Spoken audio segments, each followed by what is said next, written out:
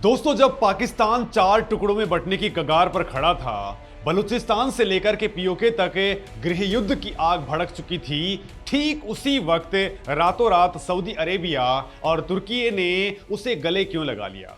क्या ये पाकिस्तान को बचाने की कोई नेक चाल थी या फिर उसकी आर्मी को किराए का टट्टू बनाने का एक बहुत बड़ा अंतर्राष्ट्रीय षड्यंत्र जिसकी भनक खुद पाकिस्तान के आवाम को भी नहीं है?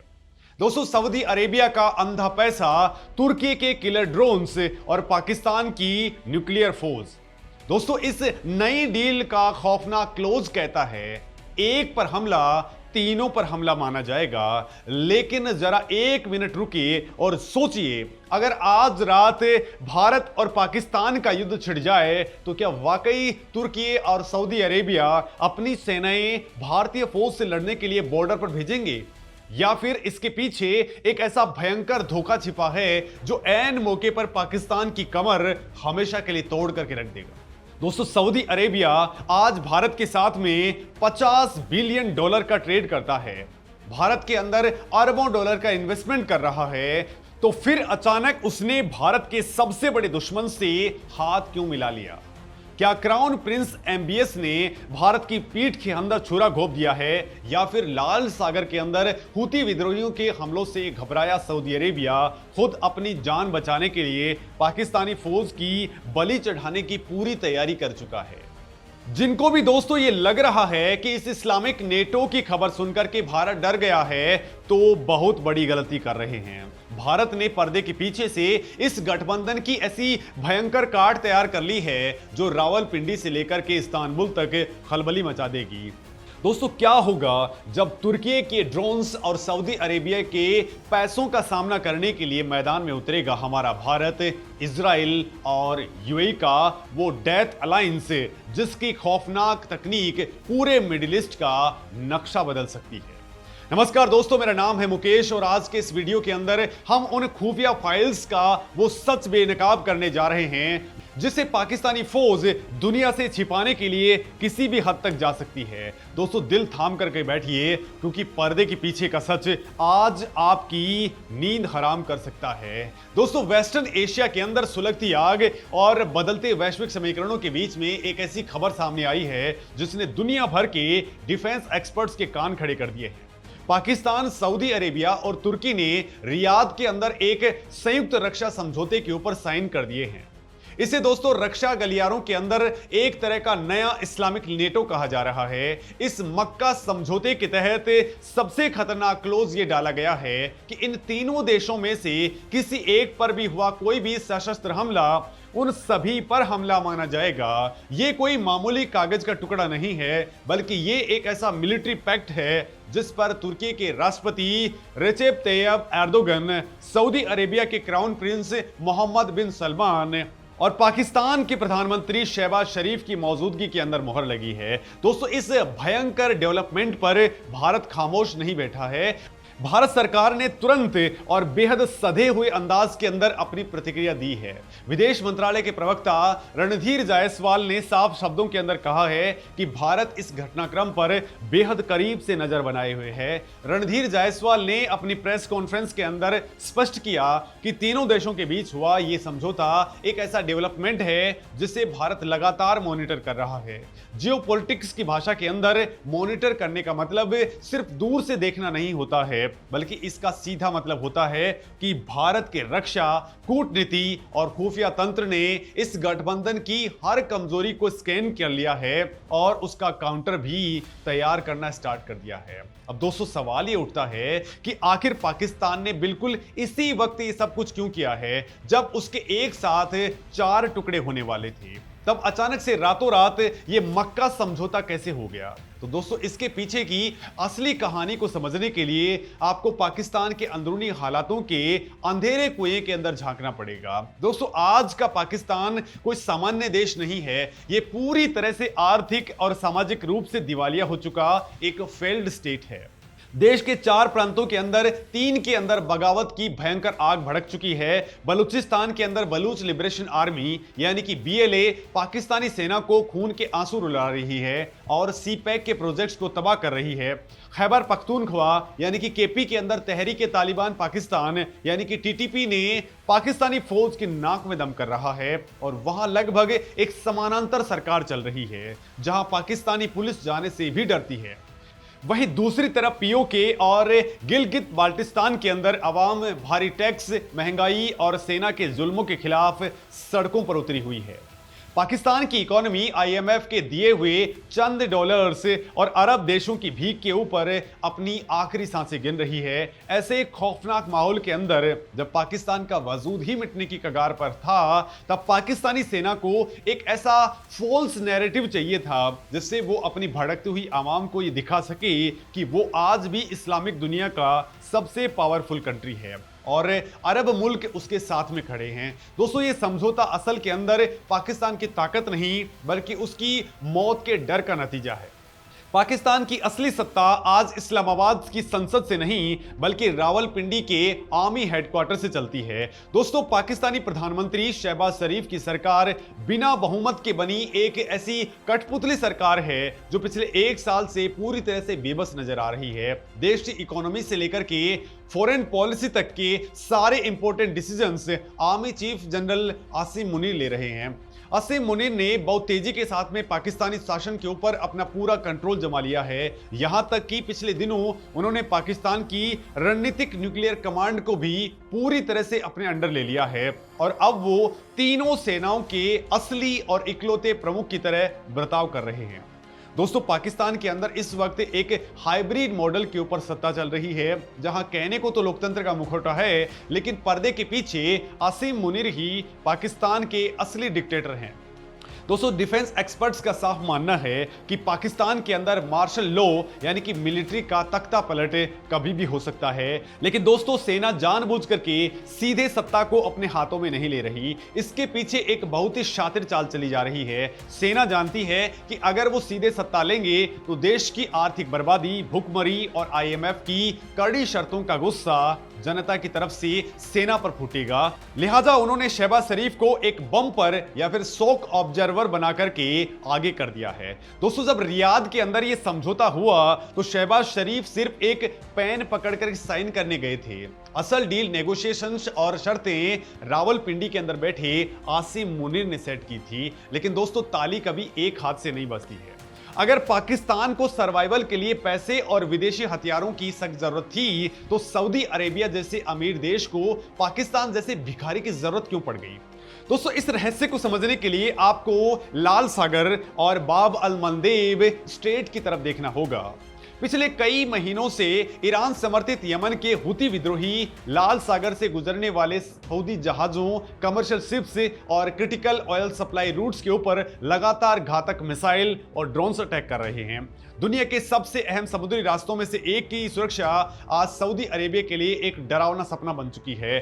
सऊदी अरेबिया के पास में पेट्रो डॉलर्स का अंबार है, आधुनिक से आधुनिक हथियार हैं, लेकिन उसके पास में एक ऐसी बैटल हार्डेंड लड़ाकू फौज नहीं है जो इन खुरदुरे और जानलेवा मोर्चों के ऊपर जाकर के अपनी जान की बाजी लगा सके। और यहीं पर खेल के अंदर एंट्री होती है पाकिस्तानी फौज की। दोस्तों, सऊदी अरेबिया ने लाल सागर की सुरक्षा के लिए एक बहुराष्ट्रीय समुद्री रक्षा गठबंधन यानी कि MMDC बनाने का प्रस्ताव दिया, जिसका समर्थन पाकिस्तान समेत 14 देशों ने किया है। असली और डटी गेम यही है कि सऊदी अरेबिया पाकिस्तानी फौज को एक किराए के टट्टू यानी कि मर्सिनरी फोर्स के रूप में इस्तेमाल करना चाहता है। दोस्तों, पाकिस्तानी सैनिक सऊदी अरेबिया की शान बचाने के लिए यमन के हुतियों से लड़ेंगे, अपनी जान देंगे और बदले में सऊदी अरेबिया पाकिस्तान को वो डॉलर फेंकेगा जिससे उनकी चरमराती इकोनॉमी कुछ और महीने जिंदा रह सकेगी। दोस्तों, ये एक विशुद्ध बिजनेस डील है, कोई इस्लामिक भाईचारा नहीं है। अब दोस्तों, आपके दिमाग के अंदर सबसे बड़ा सवाल जरूर कौंध रहा होगा कि अगर कल को भारत और पाकिस्तान के बीच में युद्ध या कोई बड़ा सैन्य तनाव शुरू होता है तो क्या इस मक्का समझौते के तहत सऊदी अरेबिया और तुर्की अपनी सेनाएं भारत के खिलाफ लड़ने के लिए बॉर्डर पर भेजेंगे? तो दोस्तों, इसका सीधा, सटीक और फैक्ट बेस्ड जवाब है बिल्कुल नहीं। दोस्तों अगर ऐसा होता है तो फिर वर्ल्ड वॉर 3 जैसे हालात बन जाएंगे, लेकिन इसकी संभावना 1% भी नहीं है। इसके पीछे के रणनीतिक और ग्लोबल इकोनॉमिक कारण बहुत गहरे हैं। दोस्तों पहला कारण तो यह है कि भारत आज दुनिया की चौथी सबसे बड़ी इकोनॉमी है और बहुत ही जल्द वो तीसरी बनने की तरफ आगे बढ़ रहा है। दोस्तों भारत के पास दुनिया की बेहद विशाल, खतरनाक और आधुनिक फोर्स है। साथ ही भारत एक घोषित न्यूक्लियर पावर है। भारत के साथ में प्रत्यक्ष युद्ध के मैदान में उतरना किसी भी देश के लिए सामूहिक आत्महत्या करने जैसा होगा। दूसरा सबसे बड़ा कारण है सऊदी अरेबिया के साथ में भारत बहुत ही गहरे और अटूट आर्थिक रिश्ते शेयर करता है। दोस्तों सऊदी अरेबिया और भारत का द्विपक्षीय व्यापार $50 बिलियन के पार जा चुका है। भारत सऊदी अरेबिया के क्रूड ऑयल का दूसरा सबसे बड़ा खरीदार है। क्राउन प्रिंस एमबीएस का महत्वाकांक्षी विजन 2030 सीधे तौर पर भारत की तेज आर्थिक ग्रोथ और विशाल मार्केट से जुड़ा हुआ है। दोस्तों सऊदी अरेबिया भारत के अंदर रिफाइनरीज, पेट्रोकेमिकल इंफ्रास्ट्रक्चर और डिजिटल स्पेस के अंदर अरबों डॉलर का इन्वेस्टमेंट कर रहा है। अब दोस्तों क्या आपको लगता है कि एमबीएस एक दिवालिया और कटोरा पकड़े हुए पाकिस्तान के लिए भारत जैसे विशाल बाजार और सामरिक साझेदार को अपना दुश्मन बनाएगा? सऊदी अरेबिया कभी भी अपनी इकोनॉमी को दांव पर लगा करके पाकिस्तानी फौज की मूर्खताओं का साथ नहीं देगा। सऊदी अरेबिया का रुख भारत को लेकर के हमेशा से ही बहुत ही सदा हुआ और संतुलित रहा है। लेकिन दोस्तों अगर विदेशी सैनिक लड़ने नहीं आएंगे तो भारत के लिए इस गठबंधन से वास्तविक चुनौती क्या होगी? भारत के लिए असली खतरा सैनिकों का नहीं है, बल्कि सऊदी का अंधा पैसा और तुर्की के एडवांस वेपन्स का कॉम्बिनेशन है। दोस्तों एक स्ट्रेटेजिक नजरिए से देखें तो तुर्की लंबे समय से पाकिस्तान को हथियारों की सप्लाई कर रहा है। दोस्तों तुर्की ने भारत के ऑपरेशन सिंदूर के दौरान भी पाकिस्तान को ड्रोन्स दिए थे। तुर्की के बायरकटार TB2 और एंकिंसी जैसे ड्रोन्स ने अजरबैजान और आर्मेनिया के युद्ध के अंदर अपनी भारी तबाही का सबूत दिया था। दोस्तों भारत के लिए चिंता की बात सिर्फ इतनी है कि अगर सऊदी अरेबिया पाकिस्तान को हथियार खरीदने के लिए अनलिमिटेड पैसा देता है और उस पैसे से पाकिस्तान तुर्की से latest radar, electronic warfare system और किलर ड्रोन्स खरीदता है, तो इससे पाकिस्तानी फौज की ताकत के अंदर अचानक से एक आर्टिफिशियल जंप आ जाएगा। इससे भारत को अपनी सीमाओं पर anti drone system, laser weapons और एयर डिफेंस ग्रिड को और ज्यादा आक्रामक, साथ ही मजबूत बनाने का एडिशनल पैसा और एनर्जी खर्च करनी पड़ेगी। तुर्की और पाकिस्तान के बीच में खुफिया सूचनाओं का आदान प्रदान भी भारत के लिए एक नया सिरदर्द बन जाएगा। तुर्की के राष्ट्रपति एर्दोगन खुद को इस्लामी दुनिया का नया खलीफा साबित करने की होड़ में अंधे हो चुके हैं और वो अक्सर कश्मीर के मुद्दे पर अंतर्राष्ट्रीय मंचों पर जहर उगलते रहते हैं। तुर्की खुलकर के पाकिस्तान के साथ में खड़ा है, तो दोस्तों क्या भारत इस नए इस्लामिक नेटो को देख करके खामोश बैठा है? तो ऐसा बिल्कुल नहीं है। मोदी सरकार और भारत के टॉप सामरिक विचारकों ने पर्दे के पीछे से एक ऐसा भयंकर कूटनीतिक और सैन्य चक्रव्यूह रच दिया है जिसकी काट ना तो रावलपिंडी के जनरल्स के पास है और ना ही इस्तांबुल के पास में।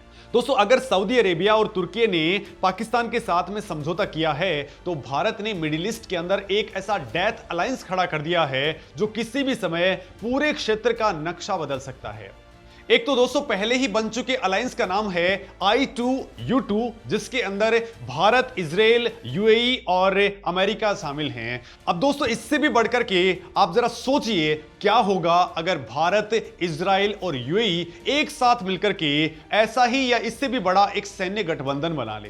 भारत और इजराइल के रिश्ते आज उस मुकाम पर हैं जहां दुनिया का कोई और देश नहीं पहुंच सकता है। दोस्तों जिस वक्त सऊदी अरेबिया के अंदर यह समझौता हो रहा था, ठीक उसी वक्त इजराइल के प्रधानमंत्री बेंजामिन नेतन्याहू ने प्रधानमंत्री मोदी से फोन पर बातचीत की है और पश्चिमी एशिया के हालातों के साथ साथ भारत इजराइल रणनीतिक साझेदारी की प्रगति की गहरी समीक्षा भी की है। नेतन्याहू ने बिल्कुल क्लियर वर्ड से अंदर कहा है कि हम मिलकर के इजराइल और भारत के बीच में रिश्तों को और मजबूत करते रहेंगे। भारत और इजराइल रक्षा, इनोवेशन, टेक्नोलॉजी और साइबर सुरक्षा के क्षेत्र के अंदर एक दूसरे के साथ में चट्टान की तरह मजबूती से खड़े हैं।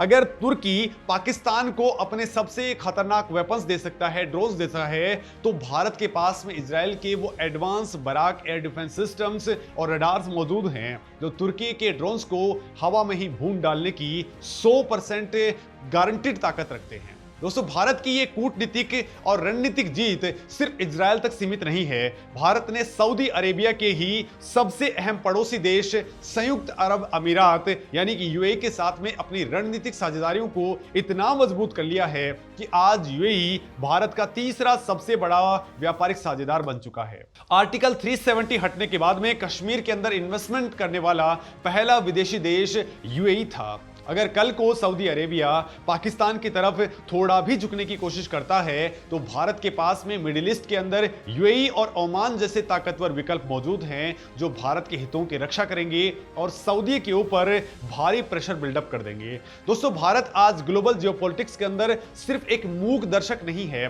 बल्कि ग्लोबल पोजिशनिंग के मामले में एक अगुवा बन चुका है। भारत अपनी विदेश नीति के अंदर पूरी तरह से सामरिक स्वायत्तता यानी कि स्ट्रेटेजिक ऑटोनॉमी के रास्ते पर चल रहा है। अब दोस्तों, जरा पर्दे के पीछे का खेल समझिए। भारत एक साथ सऊदी अरेबिया, तुर्की और पाकिस्तान का परमानेंट इलाज कैसे कर सकता है? दोस्तों, सबसे पहले तुर्की को देखिए। तुर्की की इकोनॉमी आज अपनी हिस्ट्री की सबसे बुरी हालात के अंदर है। वहां की मुद्रा लीरा पाताल में गिर चुकी है और महंगाई आसमान फाड़ रही है। भारत ने तुर्की को उसी की भाषा के अंदर सबक सिखाने के लिए उसी के बैकयार्ड में जाकर के उसके कट्टर दुश्मनों से हाथ मिला लिया है। भारत ने आर्मेनिया और ग्रीस के साथ में अपने रक्षा संबंध इतने मजबूत कर लिए हैं कि तुर्की के पसीने छूट रहे हैं। भारत आर्मेनिया को अपने खतरनाक स्वदेशी Pinaka multi barrel rocket launcher और स्वाति वेपन रॉकेटिंग रडार भारी मात्रा में सप्लाई कर रहा है, जो सीधे तौर पर अजरबैजान और तुर्की के गठबंधन के खिलाफ युद्ध के मैदान में इस्तेमाल हो रहे हैं। इसके अलावा दोस्तों, भूमध्य सागर के अंदर भारतीय नौसेना और ग्रीस की नौसेना का लगातार हो रहा संयुक्त युद्धाभ्यास तुर्की के लिए एक सीधा और बहुत ही आक्रामक संदेश है कि अगर तुम दक्षिण एशिया के अंदर भारत के मामलों में दखल दोगे तो भारत तुम्हारे घर के अंदर घुस करके तुम्हें ऐसा घेरेगा कि बाहर निकलने का कोई मौका भी नहीं मिलेगा। वहीं दोस्तों, भारत साइप्रस और इजिप्ट के साथ भी लगातार अपने रिलेशंस को इतना बिल्डअप कर रहा है कि वहां से भी तुर्की की काट बहुत अच्छे तरीके से निकल चुकी है। मतलब सीधे तौर पर एक तो भारत अपने बाकी वेपन्स तो दे ही रहा है, अस्त्रा मिसाइल और ब्रह्मोस मिसाइल भी तुर्की के दुश्मनों और अजरबैजान के दुश्मनों को लगातार सप्लाई के लिए बातचीत चल रही है। बहुत जल्द आर्मेनिया के आसमान पर तैनात होने के लिए हमारी सुखोई पहुंच चुकी होगी, क्योंकि उनके सुखोई 30 फाइटर जेट्स के अंदर हम ये ब्रह्मोस फिट करने वाले हैं। इसके साथ ही हम साइप्रस के साथ में और ग्रीस के साथ में भी इसी तरह के रिलेशंस को बिल्डअप कर रहे हैं, यानी तुर्की का इलाज हम वही की वही कर रहे हैं।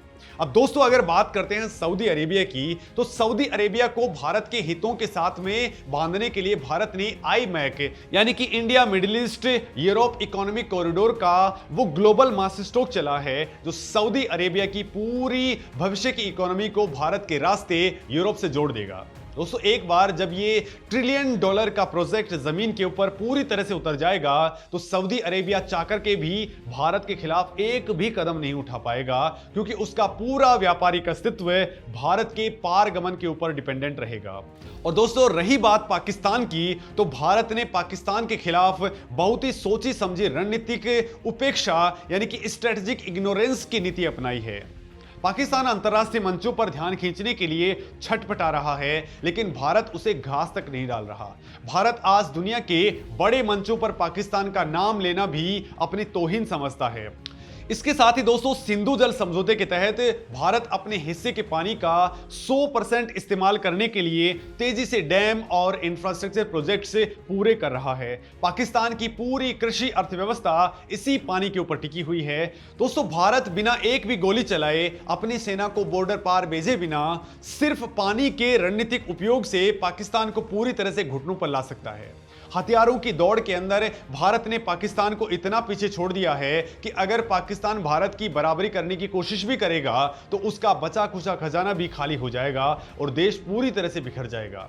पाकिस्तान, तुर्की और सऊदी अरेबिया का ये रक्षा समझौता कोई बहुत बड़ी सामरिक कामयाबी या मास्टर स्ट्रोक नहीं है, बल्कि ये एक डूबते हुए जहाज को बचाने की हताशा और बहुत ही कमजोर कोशिश है। दोस्तों, इतिहास गवाह है कि जब भी ऐसे अप्राकृतिक गठबंधन बनते हैं तो वो शांति नहीं बल्कि विनाश लेकर के आते हैं। पाकिस्तान की सेना इस मक्का समझौते को एक बहुत बड़ी कूटनीतिक जीत बता करके अपनी बेबस आवाम को मूर्ख बना रही है, लेकिन असलियत में रावलपिंडी के जनरल्स ने चंद मिलियन डॉलर्स के लिए अपनी फौज को अरब के तपते रेगिस्तानों के अंदर बलि चढ़ाने के लिए बेच दिया है। भारत के लिए इस गठबंधन से चुनौतियां जरूर हैं। हमें अपनी सीमाओं पर सर्विलांस और तकनीक को बढ़ाना होगा, लेकिन डरने या फिर पैनिक करने की रत्ती भर भी कोई जरूरत नहीं है। दोस्तों, आज का नया भारत वो भारत है जो दुनिया के किसी दबाव के अंदर नहीं आता है, बल्कि अपनी शर्तों पर दुनिया से आंखों के अंदर आंखें डाल करके डील करता है। चाहे वो चाइना का एग्रेसिव बॉर्डर हो, अमेरिका की डबल गेम खेलने वाली कूटनीति हो,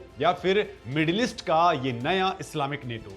भारत ने अपनी बिसात ऐसे बिछाई है कि दुश्मन अपनी चाल चलने से पहले 100 बार सोचने पर मजबूर हो जाता है।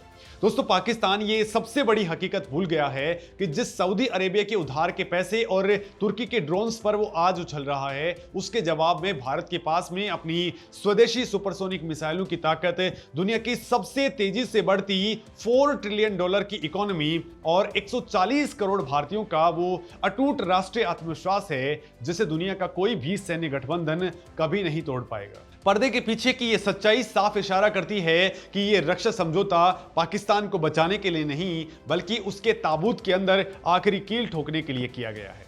अब दोस्तों, इस पूरे मामले पर आप क्या कुछ सोचते हैं? क्या आपको लगता है कि भारत जो कुछ प्लानिंग कर रहा है, यानी इनके बैकयार्ड के अंदर ही भारत जो गठबंधन तैयार कर रहा है, वो इसको लेकर के कितना ज्यादा कारगर है? और ये गठबंधन जो बना है, क्या वास्तव में ऐसा कभी हो भी सकता है कि अरब के शेख आकर के हमारे भारत बॉर्डर पर कभी लड़ेंगे, या फिर तुर्की के जो सैनिक हैं वो भारत के बॉर्डर पे आके लड़ेंगे? तो ऐसा तो पॉसिबल भी नहीं है। भिखारियों के साथ में तो मुझे नहीं लगता कि वो कभी लड़ सकते हैं। आप क्या सोचते हैं? कमेंट में अपनी बात जरूर कहें। नमस्कार दोस्तों।